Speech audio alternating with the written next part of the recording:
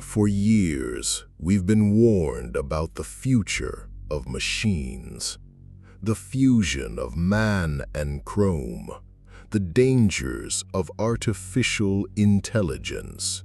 We call it cyberpunk. But what if the next frontier isn't about upgrading with metal, but with flesh? What if the next great invention isn't a chip in your brain, but a custom-designed virus in your bloodstream? This is Biopunk. It's the darker, stranger, more intimate cousin of cyberpunk. It's a genre that swaps circuit boards for petri dishes and programming code for genetic code. It's the biomechanical horror of Scorn and David Cronenberg's eXistenZ. It's the corporate-made plagues of Resident Evil.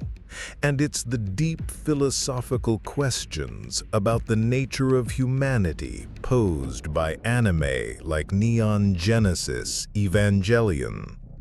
So what is this disturbing subgenre that explores our deepest anxieties about our own biology? Let's put on our lab coats and dissect the world of biopunk. The first pillar of biopunk is its unsettling aesthetic. Unlike the sprawling cityscapes of other genres, the primary landscape of biopunk is the human body itself. The visual language is one of stark contrast. On one hand, you have the cold, sterile, almost blindingly white environments of corporate laboratories and genetic clinics. It's a world of clean rooms, petri dishes, and automated medical equipment. On the other hand, you have the result of the work done in those labs, organic body horror. This is the world of David Cronenberg's eXistenZ, where a game console is a living, breathing organ and a gun is assembled from bone and gristle. It's the biomechanical nightmare of Scorn, where walls are made of fused spines and doorways are fleshy sphincters.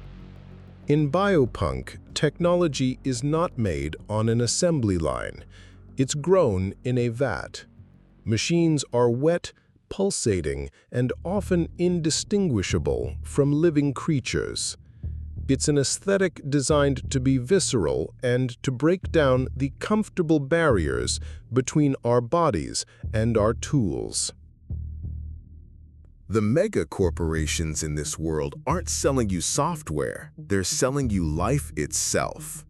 This is the horrifying business model of the Umbrella Corporation from Resident Evil. They don't just create pharmaceuticals, they design and patent synthetic viruses, biological weapons, and genetic upgrades. The human genome isn't a sacred text. It's an open-source code waiting to be hacked and monetized. Piracy is no longer about copying data, but about stealing genetic sequences. A black market exists for everything from designer plagues to illegal clones and chimeric creatures. Assassins don't use bullets, they use engineered cancers. And the ultimate expression of this is the creation of artificial life. From the clones used for spare parts to the terrifying bioweapons seen in Resident Evil, biopunk technology erases the line between what is born and what is built. It's a world where the very definition of life has become a corporate asset. This terrifying idea of our own biology becoming a product is a core anxiety of our time. If you appreciate these deep dives into the darker side of science fiction, consider subscribing to The Future Past. Your support helps us fund these investigations. Now, let's explore the philosophical fallout of a world where humanity itself can be edited. A world that can rewrite life itself must eventually face the ultimate question. The third pillar of Biopunk is its deeply unsettling philosophy.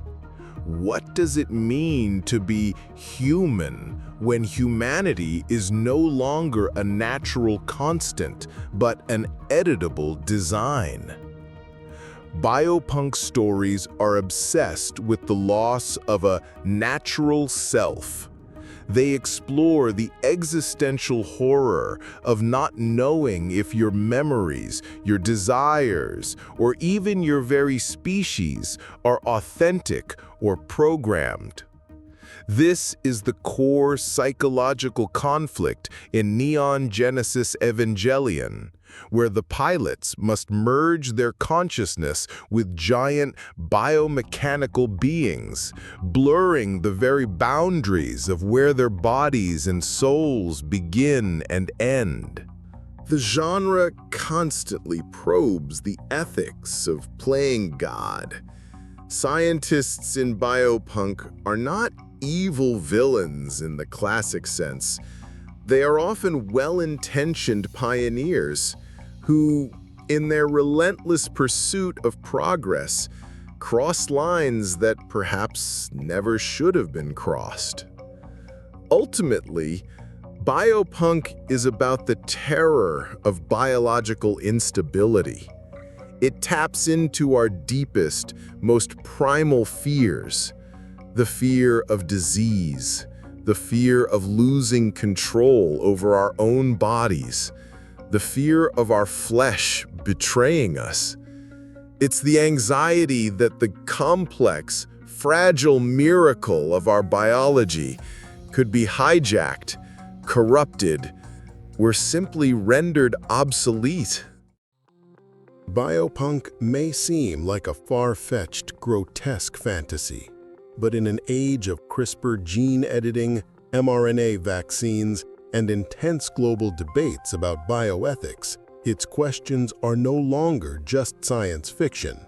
It is the genre that most directly confronts our modern anxieties about pandemics, corporate control over healthcare, and the very definition of what is natural. It's a future that feels less like it's made of circuits and more like a fevered dream. Here at The Future Past, we believe these dark futures are just as important to explore as the bright ones. They are the nightmares that reveal our deepest fears about our own fragile existence. If you were fascinated by this dissection of our biological anxieties, subscribe to our channel and join us as we continue to unearth the incredible futures that never were and the ones that may be closer than we think.